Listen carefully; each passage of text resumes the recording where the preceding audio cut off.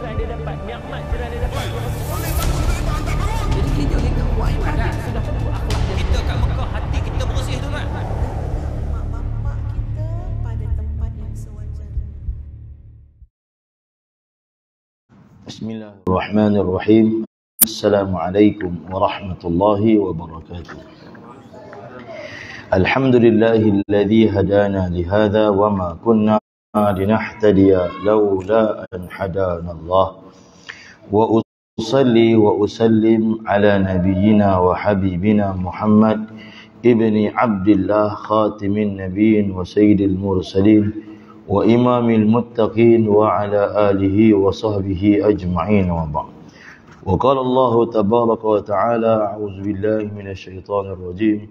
Innal ladzina qalu rabbuna Allah summa istaqamu fala khaufun 'alaihim wa la hum yahzanun. Shadaqallahul 'azim.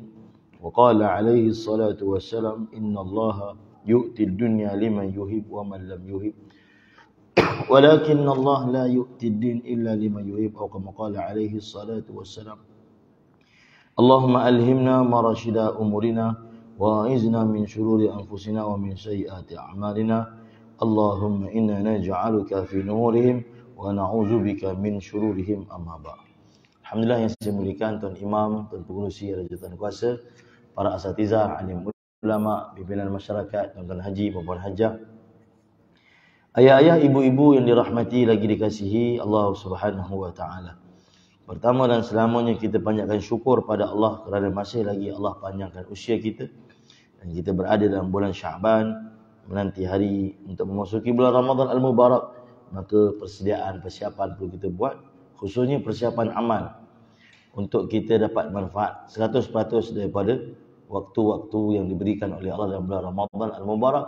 Dan setiap amal yang kita buat dalam Ramadan akan digandakan oleh Allah Ta'ala, sehingga kan amal sunat diberi pahala fardu dan amal fardu diberi 70 fardu.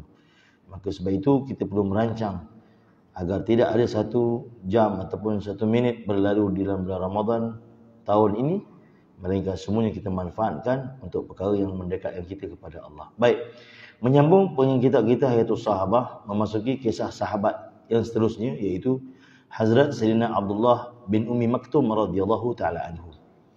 Abdullah bin Ummi Maktum. Di zaman hayat Nabi SAW begitu ramai sahabat nama Abdullah, sehingga ulama dalam mustalah hadis menyatakan sahabat Nabi yang bernama Abdullah jumlahnya 120 orang. Sahabat Nabi yang nama Abdullah jumlahnya 120 orang.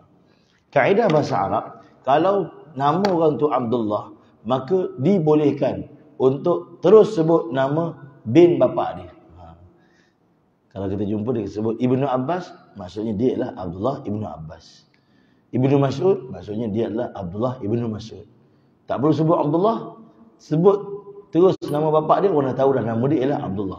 Itu kaedah Arab. Tetapi ada juga orang yang tak nama Abdullah tapi disebut dengan nama bapa terus, seperti Ibn Katsir, Ibn Qayyim, yang bukan nama Abdullah. Tetapi kebiasaannya kalau sebut nama Ibnu tu ataupun orang Arab sebut Ibn Mas'ud, Ibn Abbas, itu adalah kebiasaannya, namanya ialah Abdullah. Dan Abdullah di zaman Nabi tadi 120 orang, di kalangan 120 tu ada 4 Abdullah yang paling terkenal, dipanggil Abadilah Arba'ah, Abdullah yang 4. Siapa dia? Pertama Abdullah bin Abbas radhiyallahu taala anhuma.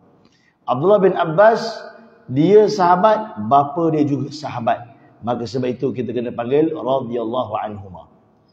Dan dia merupakan perawi hadis dan pakar tafsir. Yang kedua Abdullah ibnu Umar radhiyallahu anhuma, juga dia sahabat, ayahnya juga sahabat, juga perawi hadis. Yang ketiga Abdullah bin Zubair radhiyallahu anhuma, dia sahabat, ayah dia juga sahabat, perawi hadis juga. Yang keempat Abdullah bin Amr bin Al-As radhiyallahu anhuma, dia sahabat, ayah dia juga sahabat, dan dia juga perawi hadis. Jadi 4 ini dipanggil Abadilah Arba'ah, Abdullah yang paling terkenal. Nak membezakan dengan Abdullah yang lain tadi.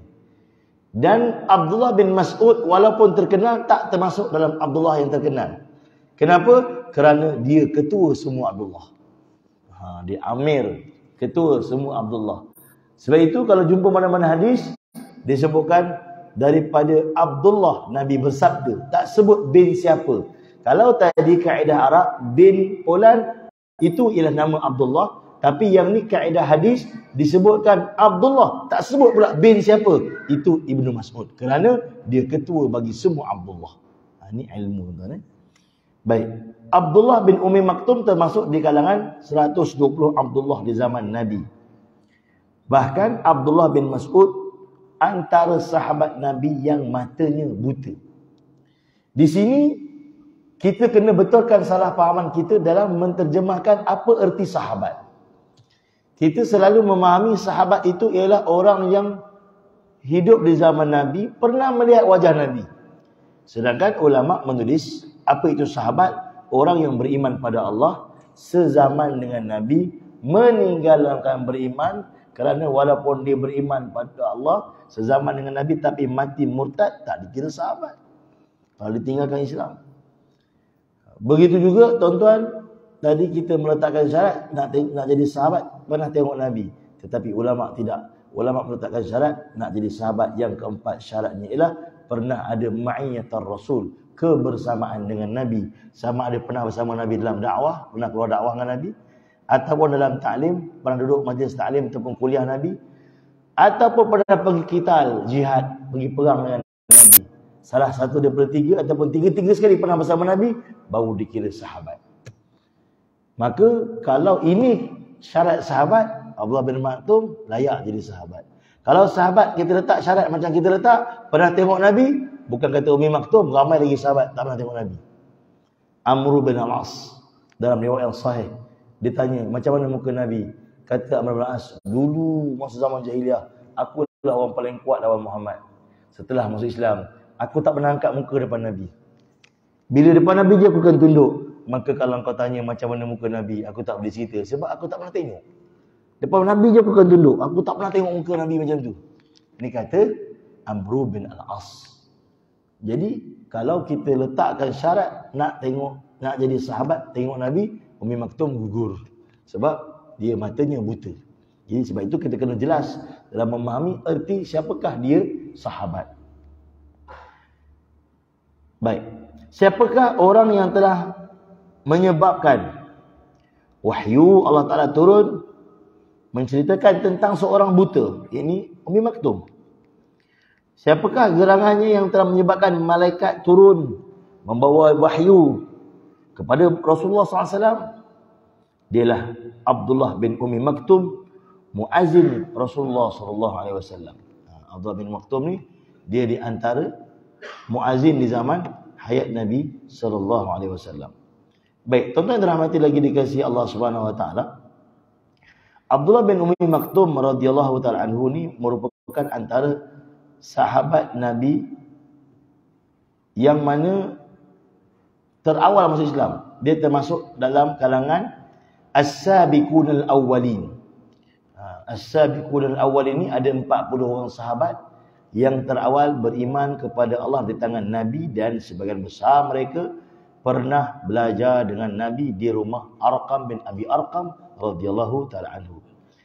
Dan dia termasuk di kalangan muazzin di zaman hayat Nabi SAW. Muazzin di zaman Nabi ni tuan-tuan, ada pendapat sebut 5 orang dan ada pendapat menyebutkan adalah 4 orang. Baik, siapa yang pertama? Bilal bin Rabah. Sudah pastilah. Sebab itu orang panggil tukang bang sebagai Pak Bilal. Sebab Bilal ialah muazzin yang pertama di zaman hayat Nabi SAW. Yang kedua ialah Abdullah bin Ummi Maktum. Dia merupakan muazzin juga di Masjid Nabi. Sebab itu perlu kita tahu bahawa di Masjid Nabawi ada 6 kali akan dilakukan azan. Pertama, azan subuh. Kedua, azan zuhur. Ketiga, azan asar. Keempat, azan maghrib. 5, azan isyak. Keenam, azan sebelum subuh. Azan 1 jam sebelum subuh. Dipanggil dalam kaedah fiqh kita ada fajar sidik dan fajar kazib. Kan kalau kita belajar dalam kaedah fiqh, terbitnya fajar sidik, kita katakan fajar yang sidik, tu subuh. Dia ada satu fajar lagi dipanggil fajar kazib, dia macam satu kilat naik ke langit, tu sejam sebelum. Ataupun lebih tepat lagi, lagi mudah nak faham, waktu tahajud. Waktu tahajud lah. Penghujung waktu tahajud tu. Baik. Jadi 6 kali azan, Abdullah bin Ummi Maktum azan 1 daripada 6 dan 5 kali Bilal. Dan Bilal azan bila tuan-tuan? Bilal azan bermula bila? Zuhur. Zuhur, Asar, Maghrib, Isyak dan sebelum subuh. Itu Bilal azan. Adapun subuh, Abdullah bin Ummi Maktum yang melaungkan azan. Sebab itu Umar kata, kami akan terus bersahur walaupun dengar Bilal azan. Bilal azan. Sehinggalah kami mendengar Abdullah bin Ummi Maktum azan, kami berhenti sahur. Masya Allah. Nak bagi tahu Abdullah bin Ummi Maktum melaungkan azan subuh, kata ulama. Baik. Yang ketiga siapa dia tuan? Abu Mahzurah.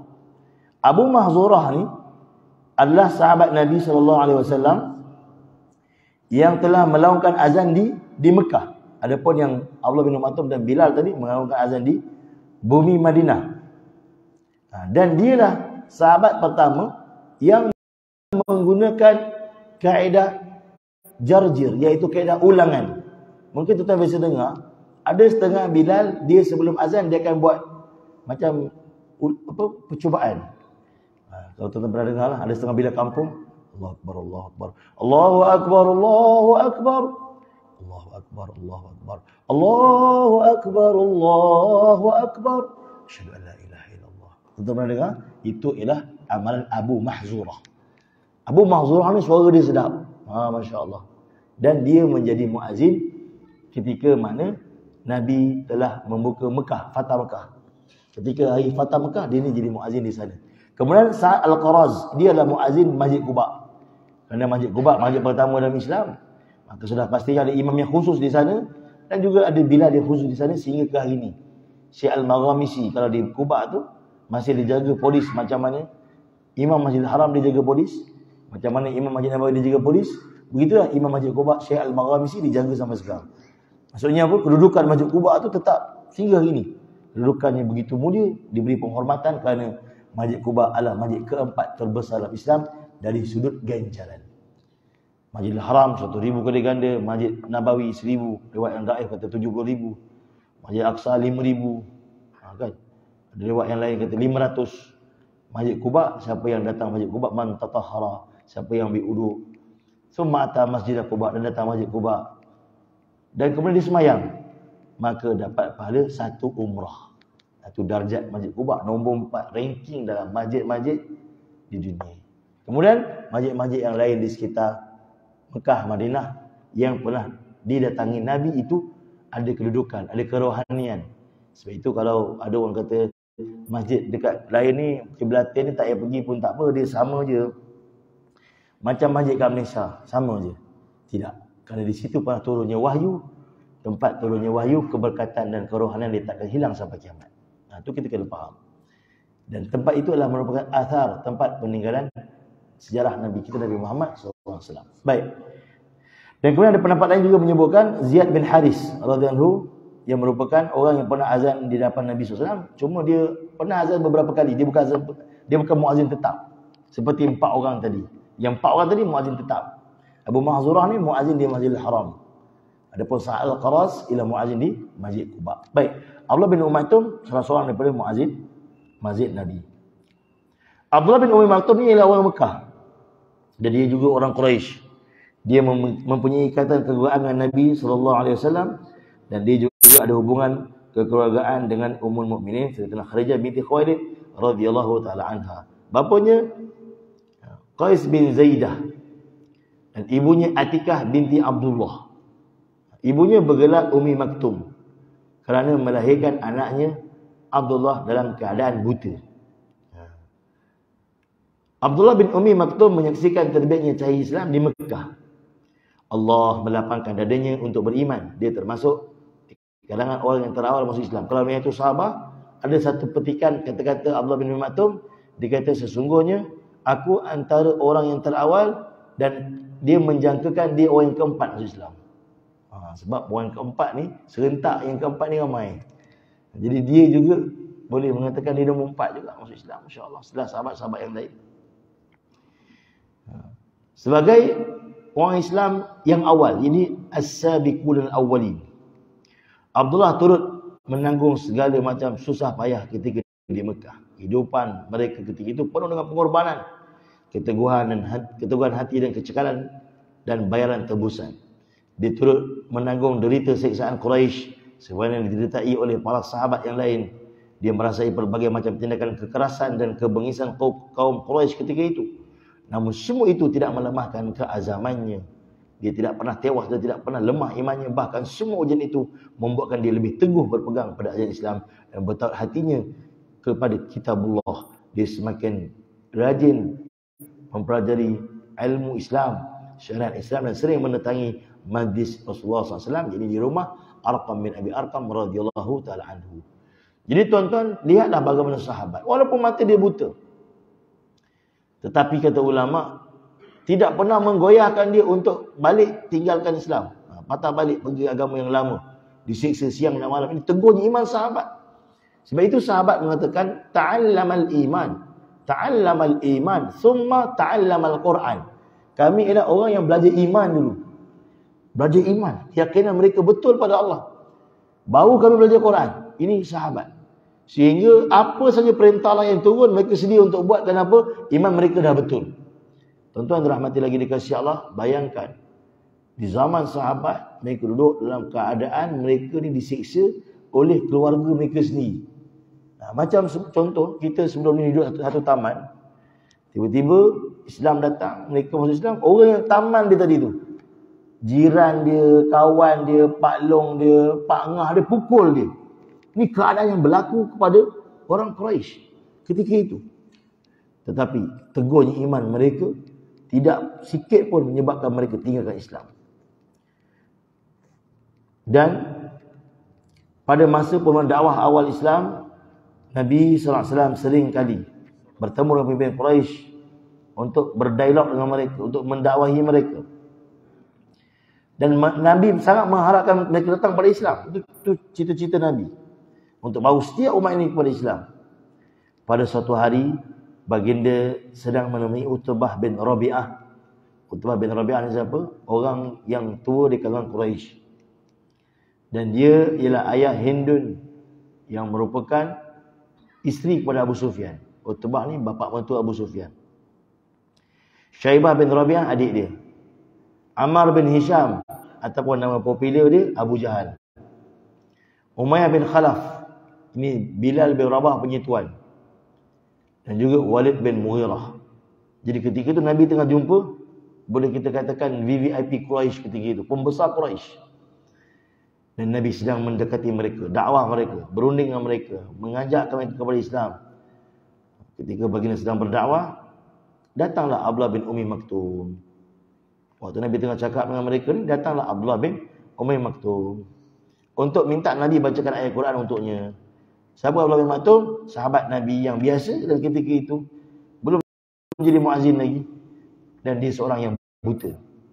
Kata Abdullah, wahai Rasulullah, ajarkanlah kepadaku ayat-ayat yang telah diajarkan Allah kepadamu. Rasulullah SAW seolah-olah ketika itu tengah fokus dakwah kepada orang VIP ini, Nabi tak perhatikan dia. Baginda terus bagi dakwah kepada pembesar Quraisy. Sebab Nabi tengah cakap dengan mereka, Abdullah ni baru datang. Selesai Nabi mengajak mereka kepada Islam, maka turunlah Jibril alaihissalam membawa wahyu. Yang mana kata ulama, wahyu yang diturunkan ini bukanlah, kata ulama, bukanlah sebenarnya direct nak tegur Nabi, tetapi nak memberi peringatan kepada kita untuk belajar macam mana kaedah nak buat dakwah. Macam mana kaedah nak buat dakwah. Apa kata Allah? Abasa wa tawalla an ja'ahu al-a'ma wa ma yudrika la'allahu yazzakka aw yazzakkaru fatanfa'ahu adh-dhikra amma man istaghna fa anta lahu tasadda wa ma 'alayka alla yazzakka. Dia, yakni Muhammad, berpaling muka kepada seorang buta yang datang kepadanya. Allah cerita. Dan apa jalannya engkau dapat mengetahui? Tahukah engkau barangkali dia ingin membersihkan dirinya? daripada dosa, atau dia ingin mendapatkan pengajaran lalu pengajaran itu memberi manfaat kepadanya. Adapun orang yang merasa dirinya serba cukup, tidak berhajat lagi kepada ajaran Al-Quran, maka kau bersungguh-sungguh melayaninya. Padahal tidak ada celaan atasmu kalau mereka tidak membersihkan dirinya ini beriman. Adapun orang datang kepadamu dengan bergegas untuk mendapatkan pengajaran sedangkan dia takut kepada Allah, maka kau berlengah-lengah melayaninya. Sekali-kali jangan begitu, semuanya ayat-ayat Quran itu suatu peringatan yang cukup. Maka siapa yang menghendaki, dapatlah dia mengambil peringatan daripadanya. Ayat-ayat suci Al-Quran itu terdapat dalam kitab-kitab yang dimuliakan, yang tinggi darjatnya lagi suci daripada segala gangguan, terpelihara di tangan para malaikat yang menyalinnya dari Lauh Mahfuz. Malaikat-malaikat yang mulia lagi sentiasa berbakti. Surah Abasa daripada 1 sampai 16. Sejumlah 16 ayat disampaikan oleh Jibril Al-Amin kepada Rasulullah SAW mengenai tentang Abdullah bin Ummi Maktum radhiyallahu taala anhu. Ayat ini sentiasa dibaca oleh kita hingga ke hari kiamat. Baik, ulama membahaskan tentang ayat ini. Hakikatnya kata ulama, segala teguran Allah kepada para nabi, para rasul adalah untuk pengajaran kepada kita supaya kita ambil iktibar. Bagaimana kaedah yang perlu kita gunakan untuk berdakwah. Ketika mana kita melihat potensi orang besar, pemimpin-pemimpin untuk datang pada Islam, janganlah sampai kita tidak menghiraukan rakyat, orang biasa, orang kampung. Oh ni orang biasa je, pakai baju pun biasa-biasa je. Oh ini yang ni pakai kot. Ni kita target dia ni kalau dapat dia ni, satu parlimen kita akan dapat, satu adun kita akan dapat, contohnya. Kata ulama, di sini Allah nak bagi pengajaran pada kita supaya kita buat dua-dua. Yang ni pun kita santuni, sebab kita santuni VIP tadi, macam itulah kita santuni orang bawahan ni tadi, masya-Allah. Kenapa? Kerana kata ulama, itulah kaedah dakwah. Datang ke lapangan seperti hujan. Hujan tidak pilih tempat. Hujan tidak pilih tempat. Tempat yang gersang tak ada air pun hujan turun. Tempat yang bertakung air seperti tasik di lautan pun hujan turun. Hujan kata jangan turun sini, air dah banyak ni laut ni. Hujan turun juga di laut. Begitu tuan-tuan yang mulia, dalam dakwah Allah nak tunjuk kita dalam ayat ini betapa pentingnya kita melihat setiap orang ni ada potensi, melihat setiap orang ni ada nilai. Itu yang sebenarnya Allah Ta'ala nak sampaikan. Melayani orang besar dalam keadaan kita nak ajak dia pada Islam, begitu juga kita perlu melayani orang bawahan. Kerana menghina orang yang di bawah ataupun orang biasa ni adalah satu perkara yang merupakan kemurkaan Allah. Kerana Allah sembunyikan wali-wali Allah di kalangan hamba-hamba Allah. Kita tak tahu siapa wali Allah. Di kalangan hamba Allah, Allah sembunyikan wali-wali Allah. Seorang lelaki, dia telah bersuara ketika mana Nabi tunggu. Rombongan nak bergerak, Nabi tunggu. Nabi kata jangan bergerak dulu. Kita tunggu satu orang. Maka yang satu orang tu siapa? Rupanya cucu Nabi, Usama bin Zaid.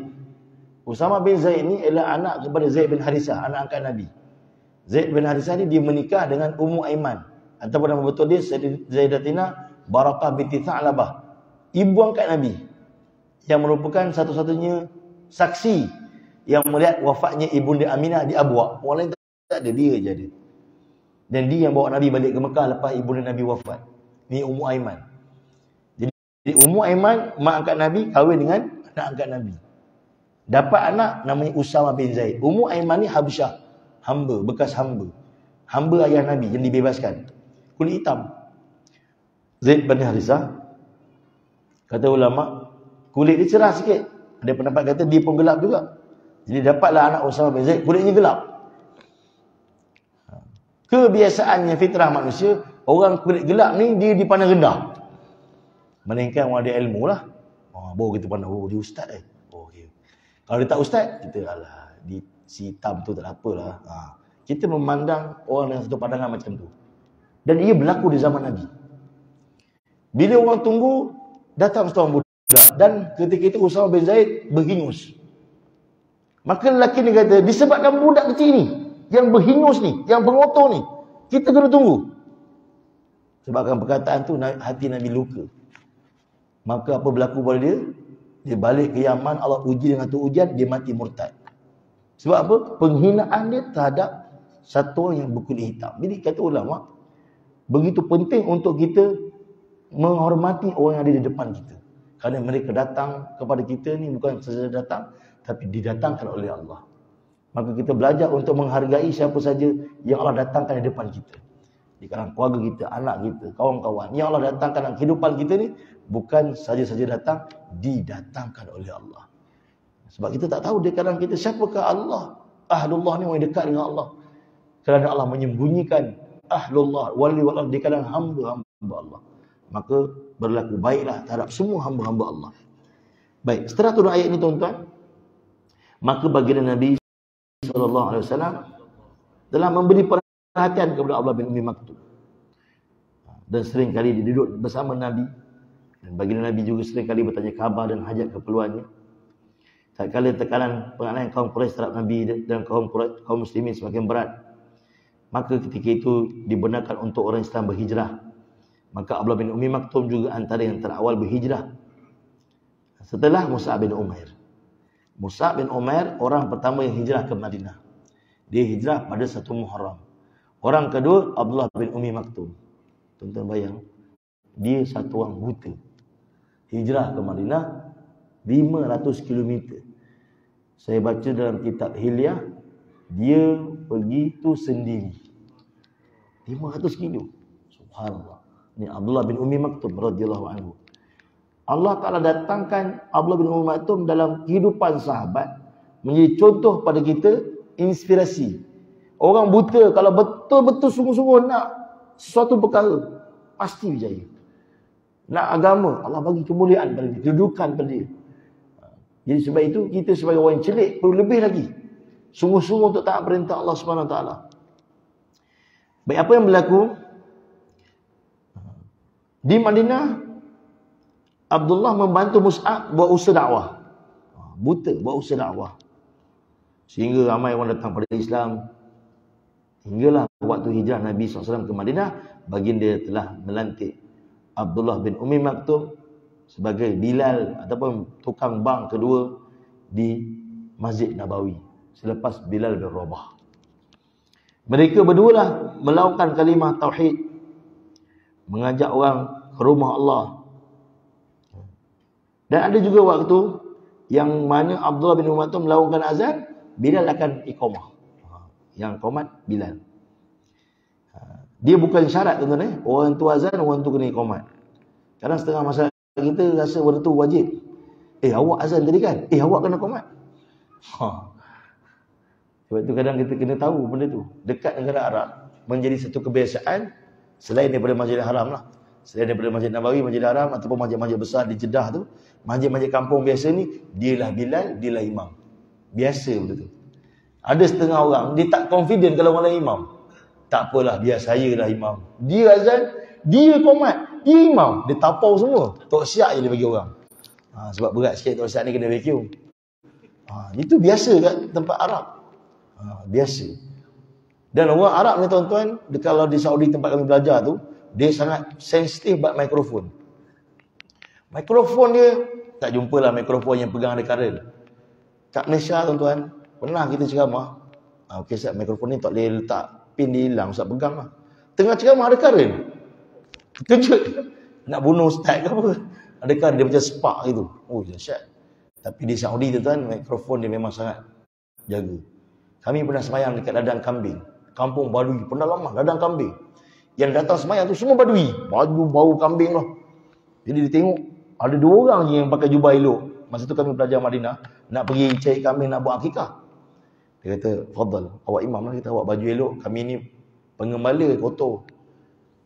Kita buka mic dia, ya Allah, kampung, masjid macam nak roboh. Tapi mikrofon grade A punya. Mikrofon ni saya cakap, ini kalau suara tak sedap pun sedap. Suara tak sedap pun sedap. Orang Arab dia sensitif buat mikrofon. Dan dia tak ada mikrofon macam ni. Mikrofon dia tak dia pakai macam ni. Dia suka yang lama. Dia letak atas tu, bawah satu. Tu masjid kampung pun ada macam tu. Dan dia betul-betul kekalkan sunnah tu lah. Solat dekat dalam mihrab. Jadi suara akan dipantulkan ke belakang. Tu kaedah mihrab tu sebenarnya ialah kaedah mikrofon zaman dulu untuk memantulkan suara. Sebab itu kalau tuan-tuan pergi di Turki, masjid dia besar-besar. Sistem suara dia tu, dia pantulkan suara tu menyebabkan satu masjid dia bergema suara, masya-Allah. Tu sistem mikrofon. Dulu tak ada mikrofon. Macam mikrofon lah zaman dulu punya. Baik, jadi Ni sahabat Nabi SAW. Pada bulan Ramadan mereka berdua mempunyai tugas yang lain. Kaum muslimin bersahur dengan mendengar laungan azan daripada mereka dan berhenti bersahur dengan dengar azan daripada mereka. Ketika mana tadi saya sebut, Umar kata, kami tidak akan berhenti sahur selagi dengar Bilal azan. Dan ada sahabat Nabi pula dengar Bilal azan, sahur. Sebab sahur ni yang terbaik di akhir waktu malam. Dan kami akan berhenti sahur bila dengar Abdullah bin Umi Maktum azan. Maksudnya itu waktu subuh dah masuk. Ini berlaku di zaman Nabi. Baik, sebagai memulihkan Abdullah bin Umi Maktum, Rasulullah SAW mengangkatnya menjadi ketua di Madinah. Dia bukan saja orang buta, bukan saja pernah buat usaha dakwah di Madinah bersama Musa bin Umair masa permulaan Islam, bukan saja pernah jadi muazzin di Masjid Nabawi, bahkan pernah berlaku satu peperangan di mana orang Madinah semua kena keluar daripada Madinah. Dia ditugaskan untuk jaga Madinah, jadi pemangku Nabi. Dan dia menjadi imam di Masjid Nabawi ketika mana sahabat Nabi yang lain diputuskan untuk pergi perang. Jadi ini bukan calang-calang sahabat. Contoh sahabat yang mana kalau kita kata saya ni tak boleh dah Ustaz, saya lutut sakit contoh, tak boleh pergi subuh. Waktu lain boleh, subuh je tak boleh. Itu bukan lutut sakit sebenarnya, mata ada masalah. Mata ada masalah, gangguan. Jadi tuan-tuan, sahabat Nabi ni masya-Allah, Abdullah bin Maktum ni, langkah mata dia buta, selalu kita dengar kisah dia buat apa? Daripada rumah dia nak pergi ke masjid, diikat tali untuk mempercepat lagi perjalanan dia. Ni Abdullah bin Umi Maktum. Hati dia cerah. Orang buta biasa macam tu. Mata kita sebab banyak tengok Korea, tengok drama. Masya Allah. Sebab tu susah nak bangun tahajud pukul 2. Selepas perang Badar, turun wahyu mengangkat darjat kaum muslimin yang keluar pergi perang Badar, melebihkan darjat mereka banding orang tidak keluar perang, dan menyemarakkan lagi tujuan jihad. Firman tersebut terkesan di jiwa Abdullah bin Umi Maktum kerana masa perang Badar dia dikecualikan daripada pergi perang. Kenapa? Kerana dia diputuskan untuk menjaga Madinah. Jadi sahabat-sahabat Nabi yang nak pergi perang tapi dikecualikan daripada pergi perang atas mesyuarat, mereka termasuk di kalangan ahli Badar, tetapi tak pergi. Tapi Abdullah bin Maktum rasa macam tercabar sebab dijanjikan ganjaran orang yang pergi Badar, diampunkan dosa sebelum Badar dan selepas Badar. Maka apa berlaku pada Abdullah bin Maktum? Beliau begitu bersemangat untuk berjuang bersama Nabi untuk perang seterusnya. Maka beliau telah bersama dengan Nabi sallallahu alaihi wasallam berjuang untuk agama Allah Subhanahu wa taala. Abdullah bin Maktum pernah bermunajat dan mengadu pula nasibnya kepada Allah dengan penuh kerendahan hati, bukan tentang dirinya saja tapi mendoakan untuk orang yang macam dia, mata buta, yang dikecualikan daripada pergi perang, agar mereka juga dipilih oleh Allah untuk keluar jalan Allah, untuk korbankan nyawa mereka, harta mereka untuk agama Allah Subhanahu wa taala. Bahkan beliau pernah berdoa, ya Allah, turunkanlah wahyu mengenai orang yang uzur seperti kami juga dapat berada di jalan Allah Subhanahu wa taala. Akhirnya doa Abdullah bin Umi Maktum dijawab. Zaid bin Sabit yang merupakan penulis wahyu Nabi menceritakan, ketika itu aku sedang duduk di samping Nabi, tiba-tiba baginda terdiam kaku, sedangkan peha baginda ketika itu tersentuh pehaku. Dan beliau yang kata betis Nabi. Nabi duduk macam ni santai dengan sahabat, betis Nabi duduk atas betis sahabat, macam tengah gurau-gurau. Tiba-tiba Nabi terdiam. Kata Zaid bin Sabit, aku tiba-tiba merasakan beban yang begitu berat di kaki Nabi, macam nak pecah kaki aku. Berat sangat sampai aku tak tahan dah. Tadi ringan je. Sebab Nabi ni sifat dia kata ulama tak menyusahkan orang. Jadi Nabi ni ringan kata ulama. Nabi duduk kat sahabat, sandar, sahabat pun tak rasa sakit hati, seronok. Kita kadang meleset orang rasa rimas. Jadi ni asyik meleset je, rimas lah. Kan? Meleset je kan. Orang rumah pun kadang kena marah juga, asyik meleset je kan. Ini sahabat duduk dengan Nabi gembira. Tapi kata Zaid bin Sabit, pada hari tu aku rasa nak pecah kaki aku. Ketika itu rupanya turunlah wahyu Allah Subhanahu wa taala, la yastawil qa'iduna minal mu'minin ghairu ulil dharari wal mujahidin fi sabilillah. Tidaklah sama kata Allah orang mukmin yang duduk rumah tak berjuang jalan Allah, tak keluar jalan Allah, dengan mereka yang berjuang di jalan Allah Subhanahu wa taala. Maka Umi Maktum begitu gembira dan berkata, ya Rasulullah, bagaimana orang yang tidak mampu pergi berjihad? Selesai pertanyaan Abdullah, baginda SAW tiba-tiba sekali lagi terdiam kaku dan peha baginda menekan pehaku, kata Zaid bin Sabit, seolah aku menanggung beban yang berat tadi. Setelah beban berat itu hilang, Rasulullah SAW bersabda, cuba kau baca kembali ayat yang telah kau tulis. Tidaklah sama keadaan orang mukmin yang duduk tidak berperang dengan orang yang berjuang di jalan Allah Subhanahu Wa Taala. Lalu baginda tulis selain daripada orang-orang yang uzur. Dan itu turunlah pengecualian yang diharapkan oleh Abdullah bin Ummi Maktum. Okay, kita berhenti tuan, azan, dan sambung sikit lagi.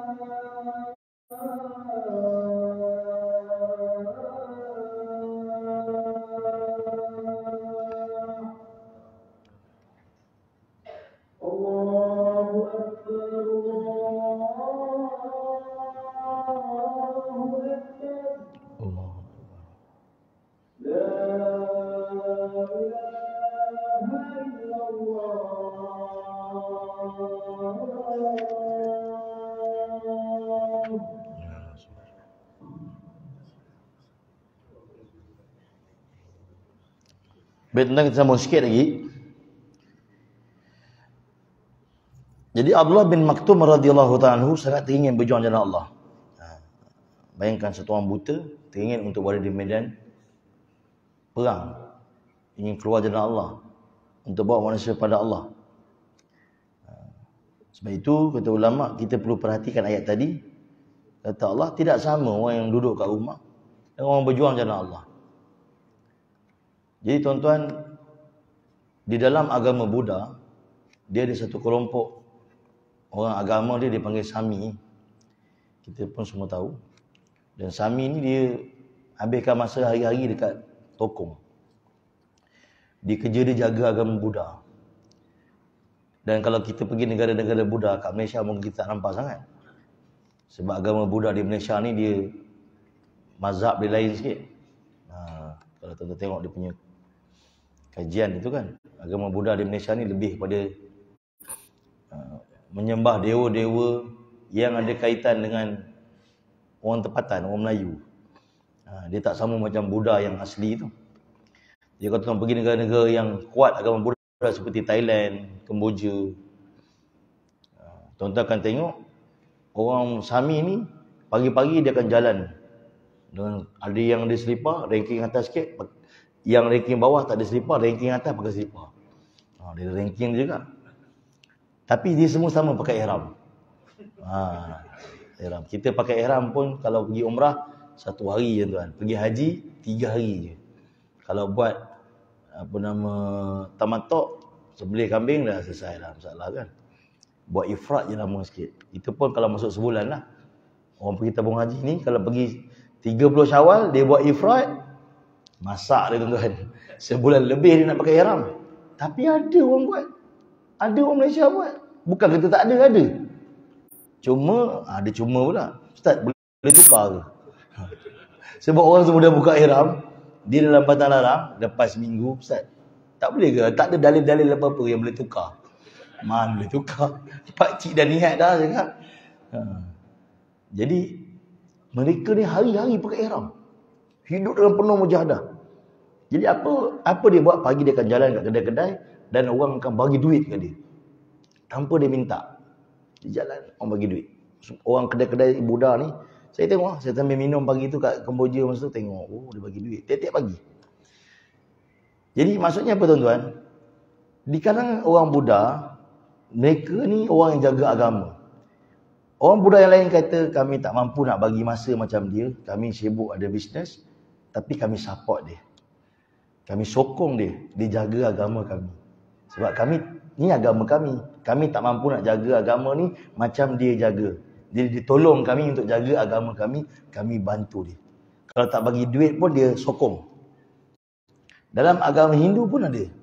Sami juga tuan-tuan. Kerjanya duduk di kuil-kuil. Pun sama juga. Dia jaga agama dan orang Hindu sokong dia. Sebab dia tolong jaga agama Hindu. Tapi dalam Islam, bila ada orang yang nak jaga agama Allah, nak buat kerja dakwah, sedangkan Islam ni agama kita, patut kita lah yang buat dakwah. Tapi kita tak ada kekuatan nak buat dakwah. Ada orang yang sanggup buat kekuatan untuk buat kerja dakwah, kita pula pergi condemn dia. Ini banyak tak betul ni dia buat ni. Sepatutnya kena macam ni, macam ni, macam ni. Tapi apa kita bagi untuk agama? Kita tu sendiri, apa kita bagi untuk agama? Macam satu orang, dia pergi surau Putak Alamin ni bagus. Tapi aircon sikit. Kalau buat 20 bagus. Dia RM1 pun tak lepas kat tabung. Kurang-kurang kalau dia lepas 20,000, sedap juga dia nak komplain. Dia RM1 pun tak nak lepas kat tabung surau. Ni tuan-tuan, penyakit kita. Kita tak mampu nak buat, kita jangan komen. Benda yang kita tak mampu nak buat. Patut kita sokong. Hari ni kita tak mampu nak buat, kita pergi komen pula. Kita pergi condemn pula. Oh ni tak betul ni, patutnya macam ni tak betul. Apa kita bagi untuk agama? Ni Allah bagi tahu, la yastawil qa'idun, tak sama dengan orang duduk, dengan orang berjuang jalan Allah, bawa manusia pada tak sama. Allah kata, takkan sama. Maka sebab itu kita kena menghargai orang yang berjuang jalan Allah Subhanahu Wa Taala. Jadi tuan-tuan, pada tahun 14 Hijrah, waktu tu zaman Umar radhiyallahu anhu. Jadi Abdullah bin Maktum ni dia hidup zaman sahabat, zaman Abu Bakar dia hidup, zaman Umar pun dia hidup. Tetapi dia pernah ada peristiwa dengan Umar. Dia pernah ada tragedi dengan Umar. Nyari-nyari dia nak kena pukul dengan Umar. Dia ada kisah dia. Di mana Abdullah bin Maktum pernah bukan ditipu lah. Ada satu budak ni dia suka bergurau. Jadi Abdullah bin Maktum dia nak pergi tandas. Budak ni kata tak apa. Pakcik saya tolong pakcik. Budak ni. Zaman sahabat. Ada juga budak yang suka bergurau. Apa yang berlaku? Dia bawa Umi Maktum pergi satu tempat. Dia kata pakcik dah sampai dah tempat untuk buang air. Pakcik dah boleh buang air kat sini. Umi Maktum pun duduk, baru nak selak kain, sahabat tegur, Umi Maktum, kau buat apa ni? Dia kata, ini kan tandas, aku nak buang air. Maktum, engkau ada di tengah pasar Madinah. Tengah-tengah pasar. Budak tu mainkan dia. Dia kata, budak ni kenakan aku ni. Aku dapat budak ni, siap dia. Bila Umi Maktum dah siap buang air, nak semayang Zuhur, Umi Maktum duduk dalam saf. Sahabat dia masuk sebelum azan. Tunggu kan. Tengah tunggu dalam saf, budak tu datang lagi. Tapi dia buat suara lain pula. Pakcik, tadi dengar kau kena pemain ni kan, ada budak letak kau kat pasar untuk buang air kecil. Betul dia kata. Kau betul nak cari budak tu? Aku memang kau dapat. Memang ketuk dengan tongkat aku. Pakcik, mungkin kau tak tahu, budak tu ada kat depan kau. Umi Maktum dengar, geram datang balik lah. Dia capai tongkat dia, dia pukul orang kat depan, kuat-kuat hati. Yang depan tu Omar radhiyallahu anhu. Omar pusing belakang, nasib baik kau buta. Kalau tak, khalas, selesai kau ini. Itu dia pernah cerita, ada cerita dengan Omar.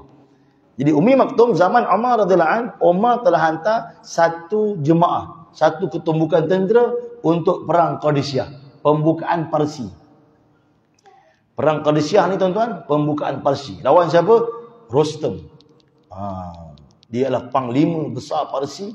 Pengikut dia ada 70,000 orang. Jadi Abdullah bin Umi Maktum termasuk dalam rombongan ni, dan amir jemaah, ketua rombongan jemaah ialah Sayyidina Sa'ad bin Abi Waqqas radhiyallahu taala anhu. Dan waktu tu Omar tak pergi. Sebab Omar ada urusan di Madinah. Masya-Allah. Jadi apa yang berlaku? Umi Maktum telah berjuang di jalan Allah SWT di Qadisiyah, berjuang bersungguh-sungguh kata ulama, sehingga dia telah terkorban di jalan Allah Subhanahu wa taala. Bahkan kata ulama, apabila sampai di Qadisiyah, Abdullah bin Maktum tadi telah memakai baju besi dan kelengkapan yang lengkap. Bahkan dia sedia kalau dipilih untuk pegang panji Islam. Biasa orang pegang panji ni itu yang pertama meninggal. Dia sedia untuk pegang panji Islam. Kedua-dua angkatan perang bertempur dengan penuh sengit. Sebab orang Parsi tak pernah lawan orang Arab. Di sisi Parsi, Arab ni ialah sampah padang pasir. Dia tak pandang orang Arab. Parsi ialah orang yang ada tamadun. Mereka duduk dekat dengan sungai Tigris. Mereka orang yang mana ketika itu dah ada tamadun, dah ada kerajaan. Jadi orang Arab ni mereka tak pandang. Tapi sekarang mereka bertempur dengan orang Arab. Setelah seluruh sebenarnya Arab tunduk dengan Nabi dan sahabat. Masya Allah. Sedangkan Parsi ialah kerajaan yang membina tamadun dunia ketika itu. Jadi ini pembukaan peperangan dengan Parsi untuk Futuhul Fars, pembukaan kota Parsi.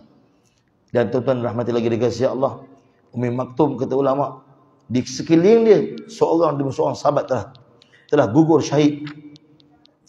Sehinggalah Umi Maktum berjuang di jalan Allah SWT, menentang musuh-musuh Allah, dan dia juga terkorban dan gugur di jalan Allah Subhanahu wa taala. Walaupun ketika itu, kata ulama, Islam telah mendapat kemenangan, tetapi di saat itu Abdullah bin Umi Maktum telah pun kembali kepada Allah Subhanahu wa taala. Maksudnya kemenangan umat Islam ketika itu atas pengorbanan dan jasa para sahabat Nabi sallallahu alaihi wasallam. Jadi tuan-tuan, daripada kisah ini kita nak belajar satu perkara, bahawa kita tak boleh kata kita tak boleh. Saya tak boleh lah. Kerana sahabat Nabi ada yang buta. Kalau ikut sudut kekurangan, dia memang satu orang yang kurang. Tetapi pergi Madinah, pergi hijrah seorang-seorang. Hijrah ni bukan kita boleh jalan suka-suka macam jalan kat pasar. Jalan sembunyi-sembunyi. Quraisy kalau tahu dia bunuh. Bayangkan macam mana keadaan dia ketika itu. Dan Nabi begitu memuliakan dia sehingga Nabi telah letak dia menjadi pemimpin di Madinah, jadi pemangku Nabi. Dan dia ni juga, kata ulama, rasa tak senang hati bila mana tak dipilih untuk berada di jalan Allah. Kita ni tak dipilih selamat. Selamat.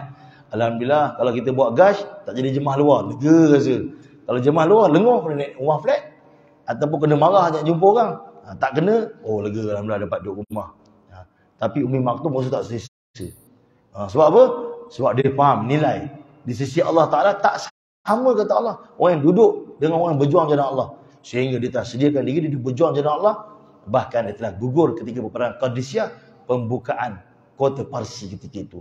Jadi tuan-tuan, maksudnya bukan satu penghalang untuk orang buta berjuang jalan Allah. Di zaman kita tuan-tuan, Allah SWT beri kemuliaan.